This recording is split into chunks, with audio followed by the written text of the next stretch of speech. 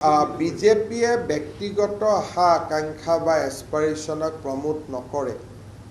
মই ভাবোঁ যে আমাৰ কোনো বিধায়কে মন্ত্ৰী হ'ব বিচাৰি থকা নাই। এটলিষ্ট মোক কোনেও লগো কৰা নাই, সাক্ষাতো কৰা নাই। সেই ক্ষেত্ৰত বিজেপিত সেই ধৰণৰ সংস্কৃতি নাই।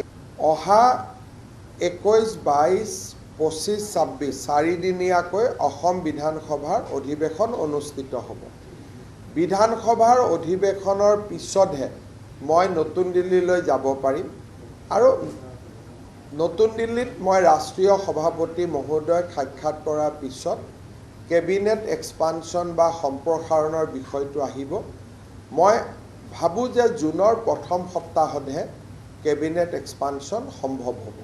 বিজেপিয়ে ব্যক্তিগত আশা আকাংক্ষা বা এসপাৰেশ্যনক প্ৰমোট নকৰে। মই ভাবোঁ যে আমাৰ কোনো বিধায়কে মন্ত্ৰী হ'ব বিচাৰি থকা নাই। এটলিষ্ট মোক কোনেও লগো কৰা নাই, সাক্ষাতো কৰা নাই। সেই ক্ষেত্ৰত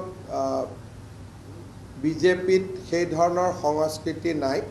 কিন্তু ৰাইজৰ আশা আকাংক্ষা পূৰণৰ বাবে আজি আপোনালোকে কেবিনেটত দেখিছে যে আমি দুটা প্ৰমিছ 2 লাখ চৰকাৰী চাকৰি UCC আমি অলৰেডি কাম আৰম্ভ কৰিলোঁৱেই। গতিকে ৰাইজক দিয়া প্ৰতিশ্ৰুতিখিনি আমি আখৰে আখৰে পালন কৰিম আৰু সেইকাৰণে বিজেপিৰ মেনিফেষ্টোখন আজি চৰকাৰে as a guiding principle of governance হিচাপে আজি আমি ইয়াক এডপ্ট কৰিছোঁ। তাৰমানে আমি এই গোটেই মেনিফেষ্টোখন লৈ কিমান চিৰিয়াছ তাৰ এটা ষ্ট্ৰং ছিগনেল আজি আমি আগবঢ়াইছোঁ।